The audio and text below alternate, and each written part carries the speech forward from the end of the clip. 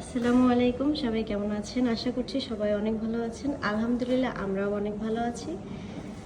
আজকে আমাদের যে বাসাটাতে থাকতাম 3টা বছর যেখানে কাটিয়েছি সেই বাসাটাই ঘুরে ঘুরে দেখাবো।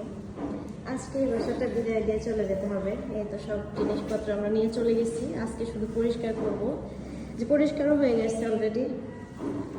আর হচ্ছে আপনাদের ভাইয়া যতটুকু করা লাগে করতেছে সব কিছু।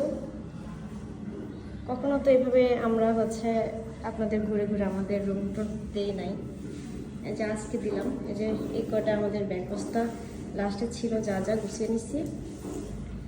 জল মুছতেছে হালকা পাতলা, কারণ একটা বাসায় থাকলে একটু নোংরা টোংরা হয়, ওগুলো সব পরিষ্কার করে দিয়ে যাওয়াটাই ভালো। রান্নাঘর সব কিছু পরিষ্কার করে ফেলছি।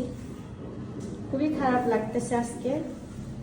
3টা বছর এখানে ছিলাম। এই যে বাথরুম, রান্নাঘর, এটা একটা রুম, আর এইটা একটা রুম। এখানে যারা থাকবে তারা এগুলো ফার্নিচার উঠাচ্ছে। আর আমরা নতুন বাসা নিছি, তো ওইটার ভিডিও আপনাদের সঙ্গে শেয়ার করব। এই যে আমি কত ভিডিও করছি, আপনারা যারা আমার ব্লগ দেখেন তারা তো অবশ্যই জানেন, দেখছেন। মানে এতটা খারাপ লাগতেছে, 3টা বছর এখানে আমাদের সুখ দুঃখ সব কিছুর স্মৃতি। এখানে ছাদ মানে কলিজাটা ফেটে যাচ্ছে। মানে এক জায়গায় থাকলে মানুষের মায়া হয়ে যায়। যে সিঁড়িগুলো পরিষ্কার করে দিছি।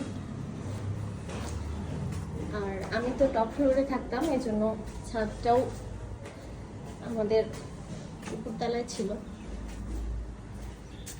এই ছাদে কত সময় কাটাইছি আপনাদের ভাইয়া আমি। অনেক গল্প করছি, বসে বসে ভিডিও করছি, মন খারাপ থাকলে বসে থাকছি। খুবই খারাপ লাগতেছে, কিছু করার নেই। ভাড়া বাসায় থাকলে যতই মায়া থাক, একদিন ছেড়ে যেতেই হবে। আসলে পৃথিবীটাই মায়া, পৃথিবী ছেড়েই মানুষের একদিন চলে যেতে হবে। আর তো বাসা, এই যে এগুলো তো অনেক ভিডিও দিছি, আপনারা দেখছেন।